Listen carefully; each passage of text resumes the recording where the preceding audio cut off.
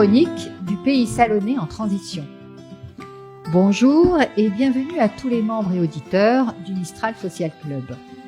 Aujourd'hui, j'ai le plaisir de recevoir Ghislaine Nogaret, présidente adjointe du conseil d'administration de la ludothèque Pile et Face, et Carole Blanc, qui en est la directrice. Elles vont nous parler de la ludothèque et surtout d'un événement qui va se tenir très bientôt le 15 avril prochain, la journée Graines d'enfance. Avant, je vous propose d'écouter un micro-trottoir qui a été réalisé ces jours derniers avec des enfants à qui on a posé la question de savoir qu'est-ce qu'ils pensaient. On écoute. Pourquoi c'est important de sensibiliser les enfants à l'écologie ? Pour le futur de la planète, parce qu'on vit dans un monde avec beaucoup de mondialisation, on fait beaucoup de gaspillage de nos ressources et ça serait bien qu'on économise un peu tout ça pour l'avenir de nos enfants, quoi. Parce que là, on ne sait pas ce qu'on respire, on ne sait pas ce qu'eux ils vont respirer et ça va être encore pire. C'est bien de les sensibiliser pour ça. C'est surtout pour leur futur à eux, plutôt que le nôtre. Il ne faut pas gaspiller l'eau, il ne faut pas manger des fruits trop gourmands parce que ça consomme beaucoup trop d'eau. La terre, malheureusement, là, ça va être bientôt plus la terre. C'est un peu compliqué en ce moment. Parce que c'est leur avenir, c'est leur planète et que si on les éduque pas tout de suite à l'écologie, ça va être dramatique. Nous, moi j'ai 40 ans, on n'a pas été éduqués à ça et on voit un peu ce que ça donne maintenant, quoi. Alors on réagit, mais il est un peu tard.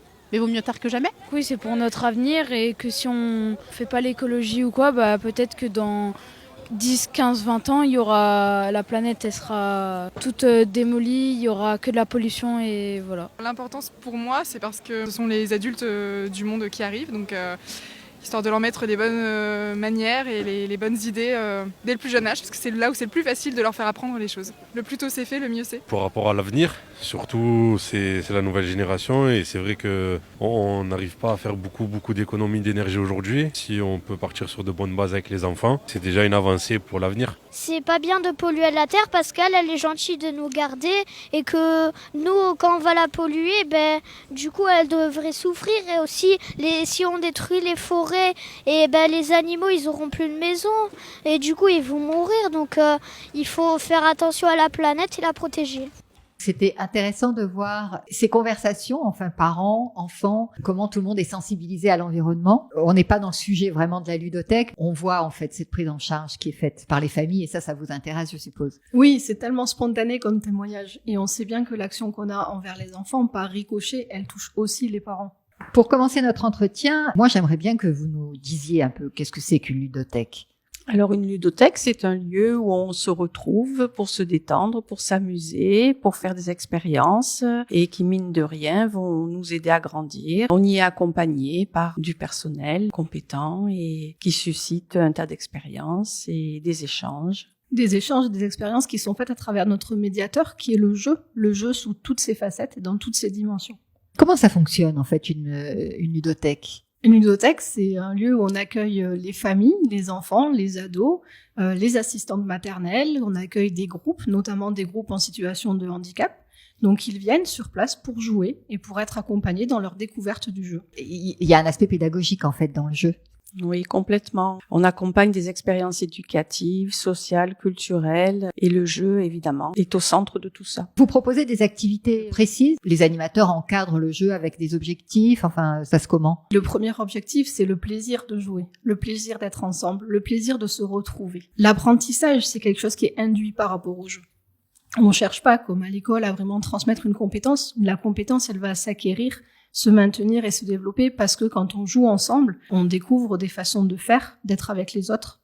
Et quand on joue, on apprend. Et qui fréquente en fait ? Vous nous avez parlé des assistantes maternelles, mais les familles viennent en famille ou les enfants d'un côté ? Il y a des ados, ça s'adresse à qui exactement ? La ludo, elle s'adresse à tout le monde. Donc après, pour pouvoir fonctionner dans nos locaux, on est obligé d'avoir des temps de jeu qui sont identifiés. Donc on a des accueils pour les familles, on a des accueils pour les ados. On a des accueils spécifiques sur des créneaux assistantes maternelles, des créneaux qu'on réserve au groupe, mais après, notre plus petit joueur, il avait 4 mois et notre plus grande joueuse avait 101 ans, donc c'est très très vaste, puisqu'en plus de recevoir le public dans nos locaux, on intervient aussi à l'extérieur, dans des maisons de retraite, sur des temps périscolaires dans les écoles, autour de projets spécifiques ou dans les centres de loisirs. Et à côté de ça, il y a aussi toute l'animation de proximité, dans une démarche d'aller vers les publics, d'aller à la rencontre des habitants au plus près de là où ils habitent et de là où ils vivent. C'est assez complet, finalement, et très chargé. Venons-en maintenant à Graines d'enfance. C'est une journée qui va se dérouler très prochainement, le 15 avril. Et c'est une manifestation qui existe déjà depuis plusieurs années. Oui, depuis 2017. Cette année, ce sera la 5e édition, puisqu'avec le Covid, il y a eu 2 ans d'interruption. Et c'était toujours dans le même format. Là, c'est une journée. Avant le Covid, on était sur un format de 2 jours. Une journée qui était réservée aux groupes et aux centres de loisirs, et une journée réservée aux familles, avec une grande yourte.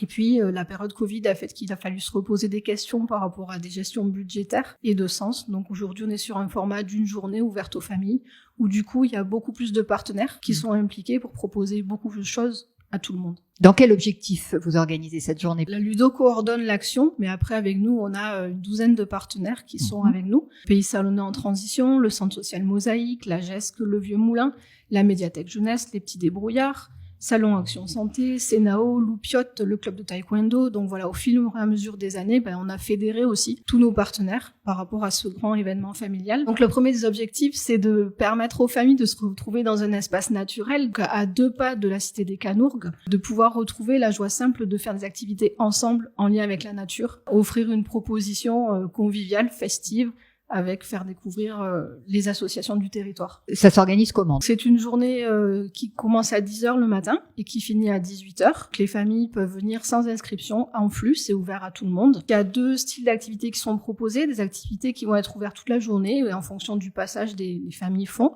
Et après, il y a certaines activités qui sont faites sur des rendez-vous spécifiques avec des petits créneaux parce qu'il faut constituer des groupes. Par exemple, quand on va construire un jouet à partir d'éléments naturels, il faut que ce soit un groupe constitué qui prenne le démarrage au début et qui aille ensemble jusqu'à la réalisation. Qu'en termes de stand, il y a une ferme pédagogique, il y a des ateliers origami, la construction d'un livre végétal, il y a un atelier de danse des bâtons, il y a une Ninja Academy, il y a les jeux en bois, le land art, la création en carton, des ateliers en luminure, une maison aux histoires. Il y en a vraiment pour tous les âges, pour tous les goûts. C'est vraiment l'objectif de la journée, que chacun puisse trouver en fonction de ce qu'il a envie de faire, un moment à partager. Les familles peuvent rester toute la journée? Oui, les familles peuvent rester et on les invite très très fortement à prendre leur pique-nique pour pouvoir profiter de toute la proposition. Sur place, il y aura une petite buvette tenue par une association de parents d'élèves de la ville. Venez partager la journée, ça vaut vraiment le coup. Sur la journée, il y a des temps forts. À 10h30 et à 15h, la ferme pédagogique organise une démonstration de chiens de troupeau avec des petites balades avec les chèvres. À 11h et à 14h30, il y a un espace yoga mis en place par Pays Salonnais en transition. À 16h, on clôture la journée par Titine la clownette, un petit spectacle. Et à 17h, on a la pesée des bouchons. Donc, je vais vous parler de ce défi bouchon. Et voilà, nouveauté de cette année. Voilà, donc cette année, plein de nouveautés. Depuis 2019, on a un partenariat avec la Compagnie des Bouchons, où l'idée, c'était de faire prendre conscience aux familles que oui, le plastique se recycle, se trie et se recycle, mais en ayant juste un tout petit geste et en mettant de côté ces bouchons, on pouvait les valoriser pour qu'une association puisse après les revendre et financer du matériel pour les personnes en situation de handicap. Cette action, elle a du sens par rapport à notre quotidien, la Ludo, puisqu'on accueille énormément de groupes et que du coup, c'était une manière de boucler la boucle. L'année dernière, on a récolté 191 kilos. Cette année, c'était un sacré défi. Du coup, on s'est dit, on va profiter de l'occasion pour associer les établissements scolaires de la ville et lancer un défi aux écoles. On a 12 écoles qui ont répondu au défi. Et on sait qu'ils sont très très actifs. Et le jour du festival, amèneront tout leur sac de bouchons qu'on pèsera pour identifier l'école gagnante. Super. Nouveauté, nouveauté, nouveauté. Il y a les bouchons, mais il y a autre chose. Oui, il y a aussi un partenariat avec la promotion d'éducatrices de jeunes enfants de l'IMF d'Arles, où le groupe en projet d'études va venir proposer un espace spécifique pour la petite enfance, avec des ateliers autour de la motricité, du sens, des émotions et de la nature. Et l'idée, c'est de montrer aux parents que l'enfant, dans son parcours, en utilisant tout ce support de jeu, il va grandir, se construire et devenir adulte. Il y a aussi un partenariat avec les fermes du territoire. L'idée, c'était de construire un jeu de piste qui invite les familles à aller de stand en stand, récupérer des indices pour nous ramener un petit bulletin de jeu. Et à la fin de la journée, nous ferons le tirage au sort des paniers garnis qui auront été offerts par les fermes du territoire. C'est déjà pas mal.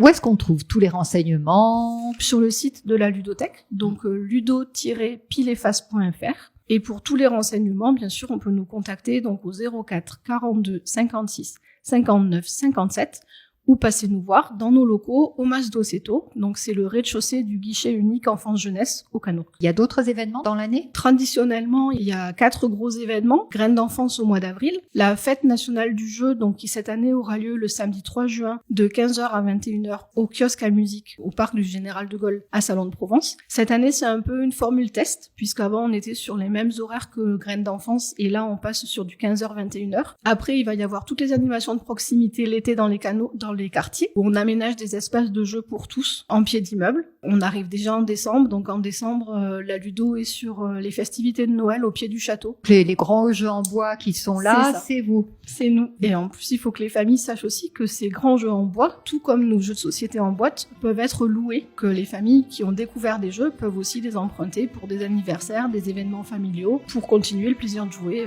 en famille à la maison. Merci encore et à bientôt pour un autre sujet parce que je pense que vous débordez. Déborde d'idées. On reviendra vous voir bientôt.